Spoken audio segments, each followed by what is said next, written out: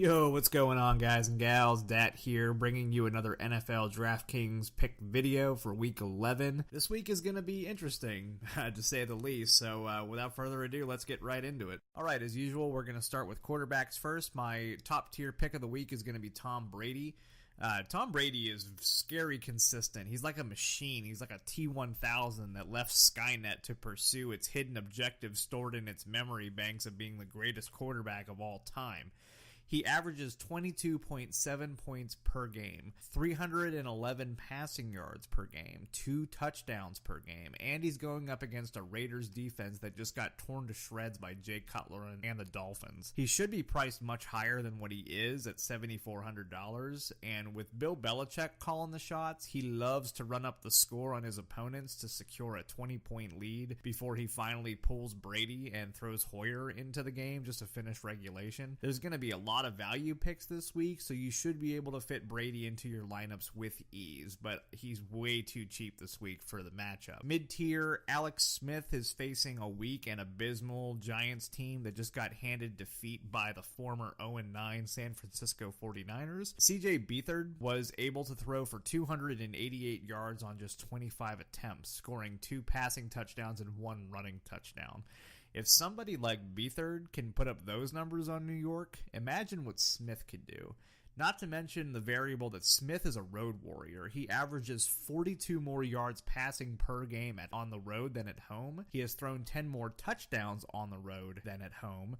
He loves to come into other teams' domains and bust them up and send them crying home to their mothers. He's only $6,700, which borders on robbery. He should be priced much higher considering all that he brings to the table. So Alex Smith is going to be my mid-tier option. Low tier, I'm going to go with Blake Bortles from the Jaguars. Despite taking a backseat to Leonard Fournette after his top receiver season was cut short by injury, Bortles has found a way to keep himself in the conversation when it comes to value quarterbacks. The Browns, despite their reputation for being one of the lackluster teams of the league, they find themselves with one of the top-rated running defenses, meaning Fournette could be limited in his action, opening the door for Bortles to take center stage.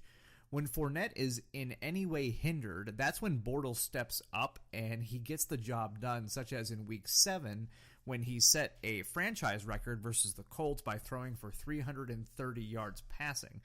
He's proven his ability to maneuver around in the pocket to avoid sacks, and Marrone is no longer afraid to let him drop back and launch the ball.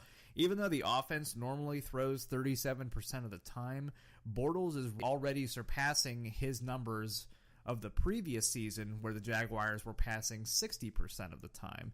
Do yourselves a favor, take advantage of his low pricing, and pay up at other positions.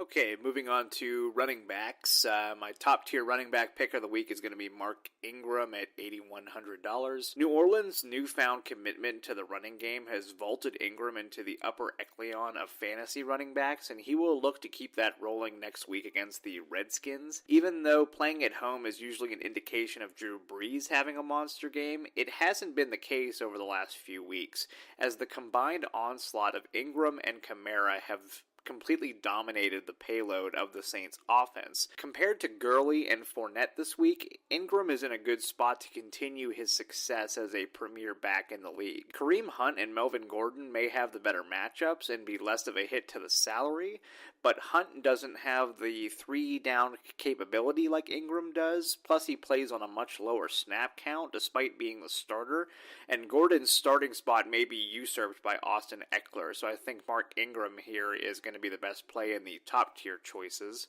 The mid-tier options, ranging from upper 6,000 to the low 5,000 range, are nothing special this week, but under 5,000 is where most of the value plays will come from. Now, Kenyan Drake, despite playing from behind versus the Carolina Panthers on Monday Night Football, managed to show big play ability when he broke away for a 66-yard touchdown run.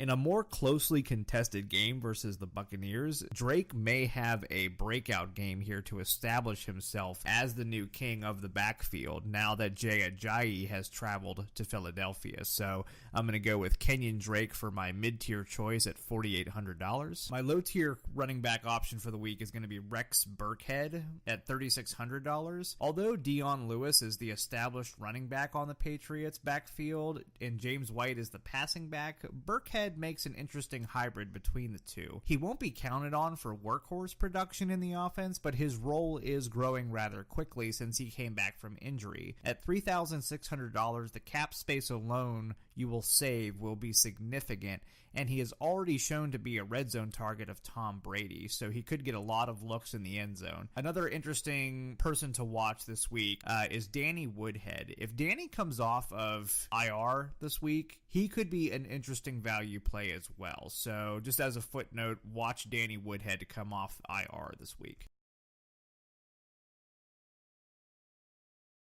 All right, moving on to wide receivers. My top wide receiver choice this week is going to be Mike Evans.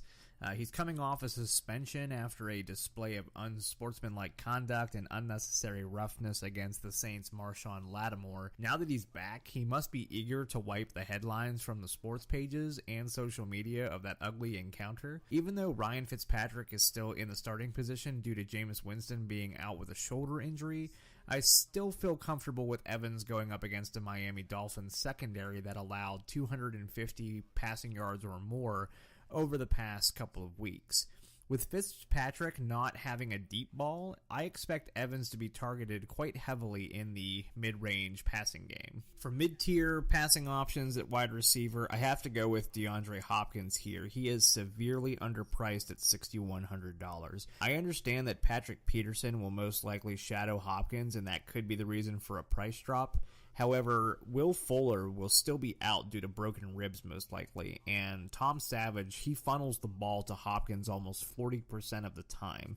Just to give you a run through here, Tom Savage made 36 passing attempts against the Rams last week. He only completed 18 of them. Now, 14 of those 18 completions went to Hopkins. Now, with Fuller out, or expected to be out, I expect that volume to increase even more, maybe going over 20 plus. We can't pass up this opportunity to capitalize on this low pricing, so I'm definitely going to have DeAndre Hopkins in as a lock this week. All right, and the low-tier wide receiver pick for the week is going to be Marquise Lee. He's the only man left standing in the Jaguars' wide receiver core that has proven to be a viable option.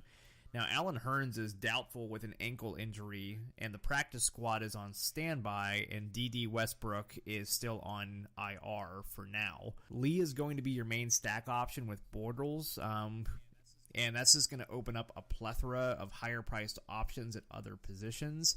Over the past 4 weeks, he has been averaging 10 targets a game, and with Hurns now out possibly, that target volume could also increase significantly. If I were to give one more lower tier option price pick for wide receiver, it would be the Dolphins' Kenny Stills. He's only at $4,000, and he's getting not as much volume as Jarvis Landry or Devontae Parker, but it's not anything to ignore. I think he's getting around. I think he got 8 targets last game. So he's somebody else I'm looking at in terms of lower tier price options just to save on salary. So Kenny Stills is in there. As far as some flex appeal, I usually put a wide receiver in at my flex position. And the other wide receivers that I've been looking at for that area would be like Sterling Shepard, Jarvis Landry, Devontae Parker, Michael Crabtree, Amari Cooper. I'm also watching D.D. Westbrook, who could come off of injury reserve. So I'm just keeping an eye on those guys as well. And I just figured I'd mention them to you for some flex appeal. Okay, let's take a look at the tight end position. My favorite choice for the week, my top tier, is going to be Travis Kelce. The way I look at it is that Alex Smith has a very wide variety of options when it comes to the passing game in this Chiefs offense. Now, TYREEK Hill is $7,100, and he's far too touchdown dependent to have a big game. He's only averaging 6 targets and 3 catches over the past 4 weeks, meaning he needs to bust at least a 50-yard touchdown pass in order to return that value, whereas Travis Kelce is only $200 more, and he gets a lot more volume, and he's going up against the Giants defense, which has pretty much given up the most points to tight ends this season. They gave up at least one touchdown over the past 10 weeks to tight ends. So Kelce is arguably Alex Smith's favorite target, and he is way up there in terms of the elite tight ends in the league, along with Gronkowski and Zach Ertz. You also have the option of stacking Kelce in the flex position with Alex Smith at quarterback to make room for some extra wide receiver additions as well. So just kind of keep an eye on how you structure your lineup in that case. All right, so my mid-tier choice for tight end is going to be Jared Cook. Over the past 4 weeks, Jared Cook is averaging 6 targets a game and 75 receiving yards. He hasn't found pay dirt since week 3 versus the Redskins, but that hasn't hindered his consistent workload, as he is one of the safer options this week against New England, who is 26th in the league in giving up points to tight ends. So at his price, I feel safe with Jared Cook in there in a few lineups. And for my low tier tight end pick, it's going to be Marcedes Lewis. Just above the Giants and the Broncos, the Browns are yielding the 3rd most points to tight ends this season. Now, this vertical threat with Lewis, he has shown some swiftness in the Jaguars' most recent contests. He only needs to get 8 points to return his value at his salary of $2,700, and he will open up more salary options to spread amongst the point farmers at the running back and wide receiver positions. So I really, really like Marcedes Lewis this week. I'm going to be pretty heavy on him for a lot of my lineups. All right, and finally, we'll end with defense and special teams. Top tier pick is going to be the Jaguars. I mean, what else is there to say? They're one of the best defenses in the league going up against one of the worst offenses in the league, so it's kind of a no-brainer. So if I can afford to pay up to the Jaguars, I will. For my mid-tier defense, the Texans are going to be my choice. They've been roughed up pretty badly over the past few games by Jared Goff, Jacoby Brissett, and Russell Wilson. But now they'll be facing a passing attack led by third-string Cardinals quarterback Blaine Gabbert.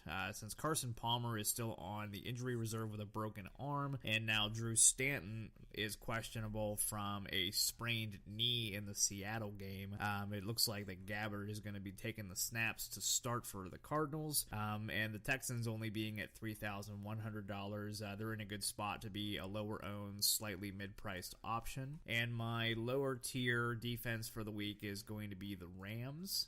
The Rams are priced pretty low considering what kind of defense they are.